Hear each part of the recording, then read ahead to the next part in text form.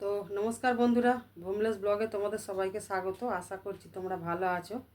তো তোমাদের আগেই বলেছিলাম যে আমি বাপের বাড়িতে এসেছি। তো বাপের বাড়িতে দিওয়ালি ভাইফোঁটা সব কেটে গেছে।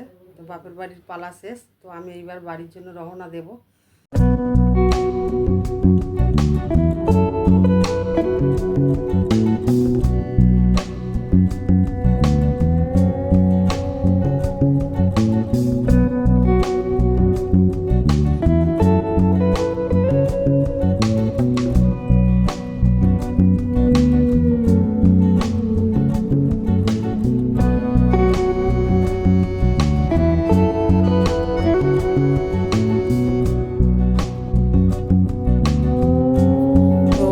বাড়ির জন্য রওনা দিয়ে দিয়েছি। তো এখন রাস্তায় আছি। তো আমার মা পিছন পিছন আসছে, দেখতেই পাচ্ছ। তো আমার মা যাচ্ছে আমাদেরকে ফেরিঘাটে তুলতে। তো আমি বারণ করলাম আমার মাকে যে মা তুমি যেও না। তো মা বলছে না চো, আমি ফেরিঘাটে তুলে দেবো। আসলে বুঝতেই পারছো যে মেয়েরা বেশি দিন বাপের বাড়ি থাকলে বাবা মার একটু মন খারাপ হয়। তো সেই কারণে মা আসছে আমাকে ফেরিঘাটে তুলে দিতে।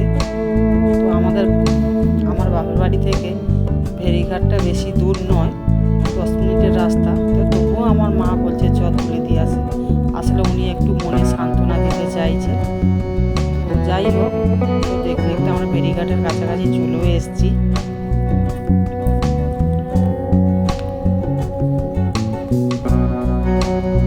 অলরেডি ফেরিঘাটের কাছে পৌঁছে গিয়েছি। তো আমার মাকে পাঠিয়েছি টিকিট কাটতে। তো মা টিকিট কাটতে গেছে, আমরা এখন ভ্যাসেলে বসতে যাচ্ছি। কেননা দেখতেই পাচ্ছ প্রচণ্ড ভিড় হয়েছে। তো সেই কারণে আমরা বসতে যাচ্ছি। তো আমরা যদি ভ্যাসেলে না বসতে পাই তো 1 ঘন্টা আমাদের দাঁড়িয়ে থাকতে হবে। তো অলরেডি মাও চলে এসছে টিকিট নিয়ে। তো আমি একটু নদীর দৃশ্যগুলো দেখছি। তো সামনে একটা লঞ্চ দাঁড়িয়ে আছে। তো আমরা বসে পড়েছি।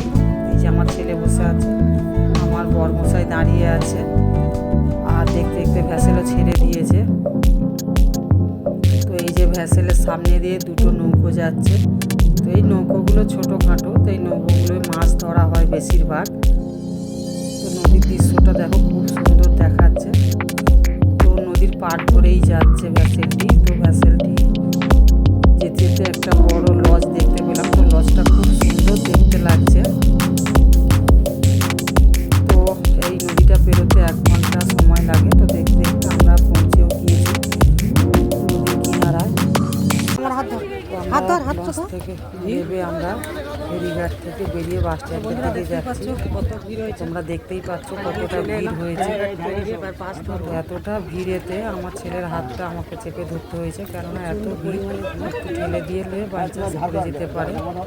তো সেই কারণে দেখতেই পাচ্ছ কতটা ভিড় হয়েছে। তো ফেরিঘাটটা যেতে আসতে আপ ডাউন রাস্তা আছে, মাঝখান দিয়ে পার্টিশন করা। সেই কারণে ভিড়টা এতটাই। দেখতেই পাচ্ছ একদিক থেকে লোক যাচ্ছে, একদিক থেকে লোক আসছে। সিকিউরিটি দাদারাও গার্ড দিচ্ছে দাঁড়িয়ে। তো অনেকক্ষণ পরে রাস্তাটা একটু ফাঁকা পেলাম। তো আজকের ওয়েদারটাও খুব পরিষ্কার। তো দেখতেই পাচ্ছ ঝলমলে রোদ। তো আমরা দেখতে দেখতে বাস স্ট্যান্ডের কাছাকাছি চলে এসেছি।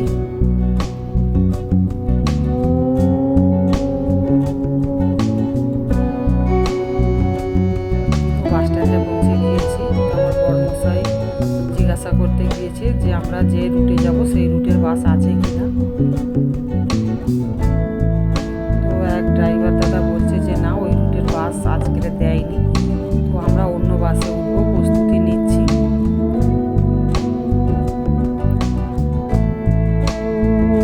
তো দেখতে দেখতে আমরা প্রস্তুতি নিয়েও নিয়েছি, আমরা অন্য বাসে উঠেও গিয়েছি। তো বাস ছেড়ে দিয়েছে।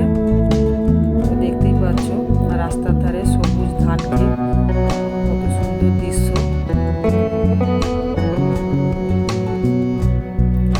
তো বাসের ভিতরটা আমি থেকে দেখছি, বাসের ভিতরটায় বসে আছি। আমার শরীরটা যেন প্রচণ্ড খারাপ করছে। তো আমাকে দেখে বুঝতেই পারছো যে আমি একটু ঝিমিয়ে গিয়েছি। বাসের জার্নি আমার খুব একটা সহ্য হয় না। তো কিছু করার নেই, বাপের বাড়িতে গেলে একটু তো জার্নি খেতেই হবে। তো দেখতে দেখতে আমি চলে এসেছি, টোটো ধরবো।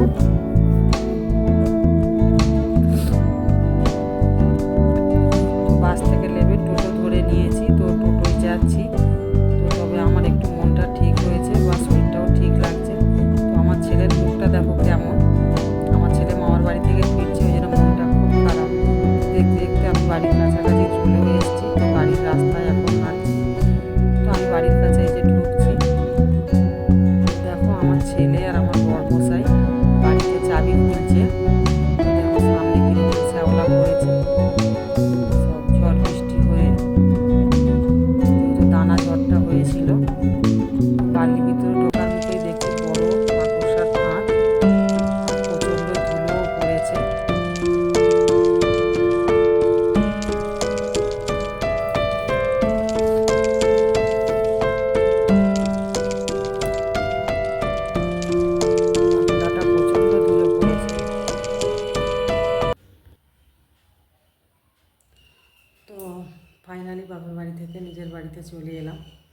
তো 3.5 ঘন্টার জার্নি।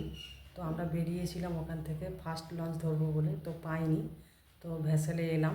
তো রাস্তায় এতটাই জ্যাম যে তোমাদের সঙ্গে আমি কিছু শেয়ারই করতে পারলাম না। তো যাই হোক, তার জন্য আমি খুবই দুঃখিত।